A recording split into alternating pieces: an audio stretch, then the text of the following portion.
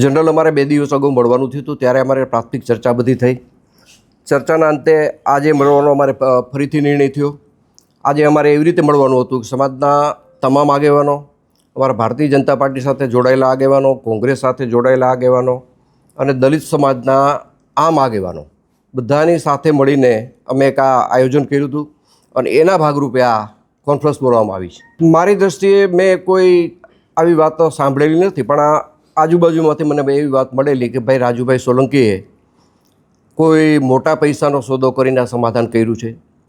તો હું સ્પષ્ટતા કરું છું કે આ સમાધાન બાબતે રાજુ સોલંકીએ એક પણ રૂપિયો મારી પાસેથી લીધેલો નથી. એની હું નિષ્ઠાથી ચોખવટ કરું છું. રાજુ સોલંકીએ જરૂર મારી પાસે એક વાત રજૂ કરી છે, પણ એમાં રાજુ સોલંકીનો કોઈ સ્વાર્થ નથી. રાજુ સોલંકીએ મારી પાસે એ વાતનો પ્રસ્તાવ મૂક્યો હતો કે હું અમારા સમાજની ગરીબ દીકરીના સમૂહ લગ્ન કરવા જઈ રહ્યો છું. સમાજ પાસેથી મારે ફાળો લેવાની ઈચ્છા નથી. તમે મને આ સમૂહ લગ્નમાં ભોજન સમારંભના ખર્ચમાં તમારે મને મદદ કરવાની છે અને આ ભોજન સમારંભ તમારે મને કરાવી દેવાનો છે. અને એમાં મેં રાજુને હા પાડેલી છે. બાકી રાજુએ કોઈ રોકડા પૈસાની વાત, કોઈ સમાધાન પેટે સોદાની વાત રાજુ સોલંકીએ મને ક્યારેય કરેલી નથી. રાજુ સોલંકીએ એક પણ પૈસાનો મારે વહીવટ થયેલો નથી.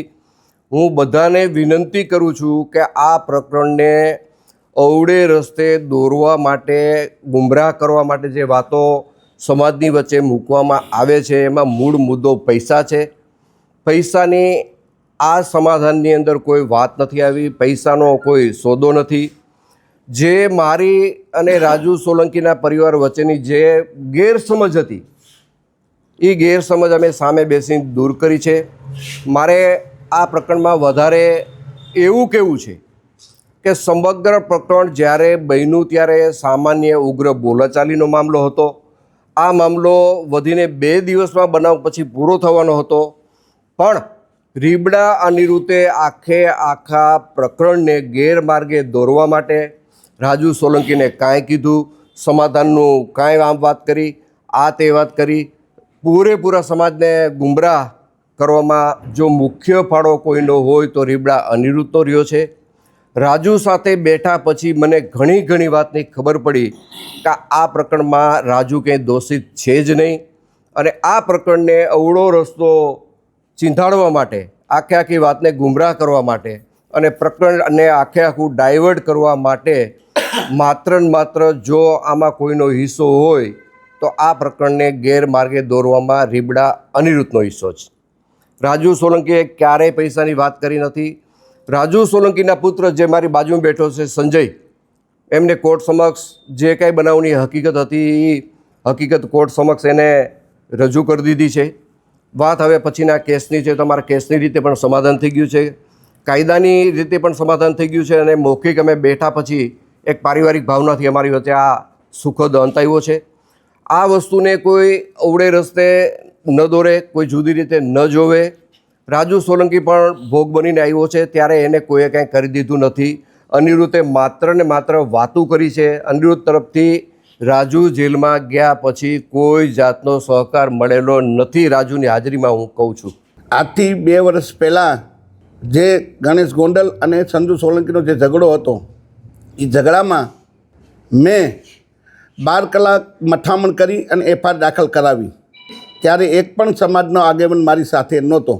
એફઆઈઆર લઈ આવ્યા પછી સંપૂર્ણ રીતે સામૂહિક આત્મહત્યાનું મેં અલ્ટિમેટમ આપેલ કે ગણેશ ગોંડલની ધરપકડ ના થાય તો અમે આખો પરિવાર આત્મહત્યા કરશું. એ આત્મહત્યાના સામૂહિક આત્મહત્યાના પ્રેશરમાં આવી સરકારશ્રીએ ગણેશ ગોંડલની ધરપકડ કરી. ત્યાર પછી હું રાજકોટ આવેલો. મારી બીપીની દવા ચાલુ છે. દવા લેવા આવેલો. મને અમારા એક આગેવાનનું જે દેવદાનભાઈ મુસળિયા છે, એમનો મને ફોન આવેલો કે મને અનુજસિંહ બાપુનો ફોન આવેલો છે અને આપણે અનુજસિંહ બાપુને મળવા જવાનું રીબડા છે. ત્યારે હું રાજકોટથી રિટર્ન રીબડાની નજીક હતો ને મને ફોન આવ્યો એટલે મેં કીધું હું અહીં રીબડાની બાજુમાં જ છું. ત્યારે યોગેશ ભાષા, પિન્ટુ બગડા અને દેવદાન મુસળિયા મને અનુજસિંહ બાપુ પાસે લઈ ગયા. અનિરુદ્ધસિંહ બાપુ પાસે લઈ ગયા અને મને એવું કીધું કે આપણે ગોંડલ જવાનું છે. જેમ જયરાજસિંહ જાડેજા અને ગોંડલ ગણેશ રીબડા આવ્યા અને અમારી આબરૂ કાઢી, એમ આપણે જયરાજસિંહ બાપુની આબરૂ કાઢવા જવાની છે.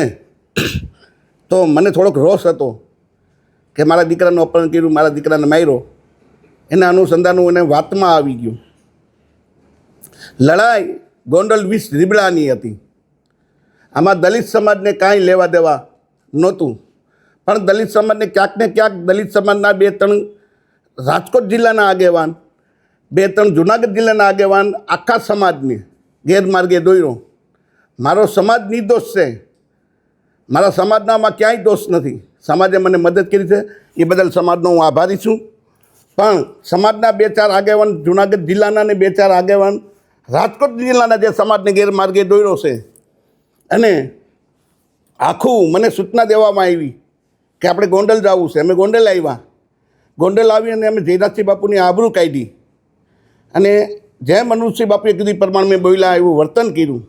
એ વર્તન કર્યા પછી વિષય પૂરો થઈ ગયો કે હવે આપણે ભાઈ જે કરવું તે કરી લીધું. એની ધરપકડ થઈ ગઈ છે, જેલમાં આવી ગયા ગણેશભાઈ. આપણે ત્યાં આપણે એન્ટ્રી પાડીએ એવા દલિત સમાજની તંગડી આપણી ઊંચી રહી ગઈ. હવે આપણે વિષય પૂરો કરવાનો. પછી મને સૂચના આપવામાં આવી કે હવે આપણે ગીતાબાને રાજીનામું માંગવાનું છે. સમાજના આગેવાન દેવદાન મુસળિયા, આ ભાઈ યોગેશ ભાષા, એ મને સૂચના, અને દિનેશ પાત્ર અને રાજુ સખિયા, આ મને સૂચના આપતા ગયા કે હવે આપણે ગાંધીનગર જવાનું છે. 2 લાખ બાઇકની મેં ચેલેન્જ કરી અને સમાજે મને સહકારે આપ્યો. સમાજ તૈયાર હતી જવા માટે.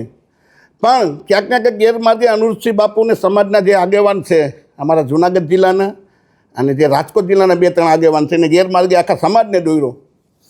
અને ગીતાબાનું રાજીનામું માંગવાનું, અને ગીતાબા રાજીનામું આપ્યા પછી અનુરૂપસિંહ જાડેજાના દીકરાને ચૂંટણી લડાવવાની, આવી રીતના ગેરમાર્ગે સમાજને દોર્યો અને મને પણ દોર્યો. એટલે હું એની વાતમાં આવી ગયો કે આપણા સમાજના આગેવાન છે. આ સંધુ સોલંકી છે, રાજુ સોલંકીનો દીકરો નથી. રાજુ સોલંકી 30 વર્ષથી સમાજ માટે લડાઈ કરે છે. અને ગમે ત્યારે ધોયડો જાય, આધી રાતે જવાનું થાય તો રાજુ સોલંકી જાતો. એટલે મેં કીધું આ દીકરો રાજુ સોલંકીનો નથી, આ સમાજનો. સમાજ જે નિર્ણય કરે એ. એટલે આખા સમાજને ગેરમાર્ગે દોરવાનું કામ આપણા સમાજના 2-4 આગેવાનું જુનાગઢ જિલ્લાના, 2-4 આગેવાનો રાજકોટ જિલ્લાના અને અનુરૂપસિંહ જાડેજાએ કર્યું છે. અને જ્યારે મારી પર ગુસ્સી ટોક થઈ, મારે સમાજને પૂછવું જોઈએ, 100% પૂછવું જોઈએ. આ સમાધાન કર્યું છે મેં, તો મારે સમાજને પૂછવું જોઈએ. પણ ક્યારે કે સમાજે મને મદદ કરવી તો 100% મારે સમાજને પૂછવું જોઈએ. હું જ્યારે જેલમાં ગયો, મારા આખા પરિવારને જેલમાં નાખી દીધા. જેલમાં નાખ્યા પછી સમાજના સૌથી પહેલાં ધોરાજી તાલુકાના યોગેશ પાસે હાથ ઊંચા કરી કે મારે રાજુ સોલંકીને કાંઈ લેવા દેવા નહીં. બીજા નંબરે દેવદાન મુસળીએ ક્યાંક ને ક્યાંક સમાજ તો ત્યાર હતો. એક એવું મોટું આંદોલન થઈ રહ્યું હતું કે તમે ઊંડાકાંડને ભૂલી જાવ એવું મોટું જબરદસ્ત આંદોલન થાત તો રાજુ સોલંકી ક્યાંક ક્યાંક મોટો થાત ને સમાજના આગેવાનું કપાતા હતા. એટલે આંદોલન ના કર્યું. સમાજના લોકોને રોકવામાં આવ્યા કે આપણે આંદોલન નથી કરવું, આપણે કાંઈ નથી કરવું. રાજુ એના પાપે અંદર જેલમાં ગયો છે. મને મદદ ના કરી. મારી ઘરવાળી જાતિને આગેવાનોને પૂછતી કેટલા ભાઈ મારા ઘરવાળાને, મારા દીકરાને, તમે આખું ગુજરાત જાણે છે કે રાજુ સોલંકી ઉપર ને રાજુ સોલંકીના પરિવાર પર ખોટી ગુસ્સી ટોક થઈ છે.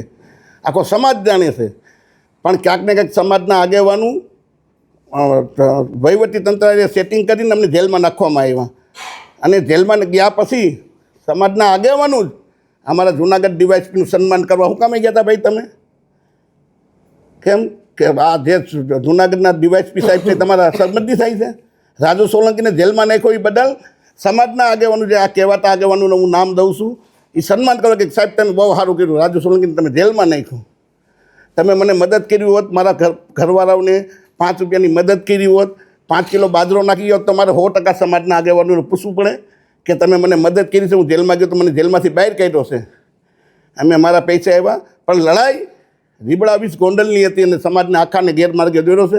આ સમાજના આગેવાનું અને અનુરૂપસિંહ બાપુનું કરેલું છે આ બધું.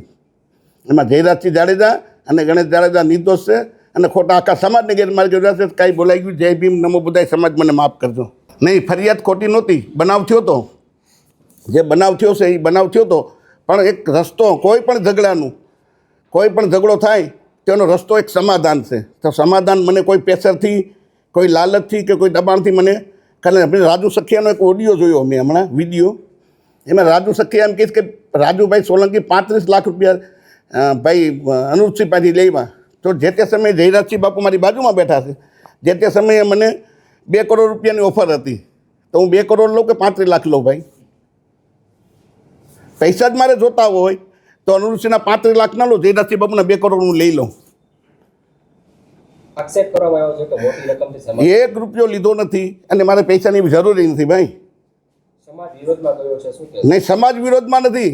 જે સમાજના આગેવાનો છે, જે 2-4 કહેવાતા જુનાગઢ જિલ્લાના, 2-4 કહેવાતા રાજકોટ જિલ્લાના, જેને બાઇક બતાવીવાળા છે, હમણાં હું એને 1 લાખ રૂપિયા ગીતામાં નાખી દો એટલે હમણાં રાજુ સોલંકી ભગવાન હમણાં મારા વખાણ કરવા માંડે. ભાઈ મને તમને ખબર છે કે ઘોઘાવદરમાં ભેગા થયા તો 15 જણાથી 16 જણા માણસ નહોતા, અને આજે તમે પાછળ જોયું સમાજના જ આગેવાનો છે જે બેઠા, એ પવિત્ર છે, નિષ્ઠાવાન છે, એ આગેવાનો અમારી સાથે છે.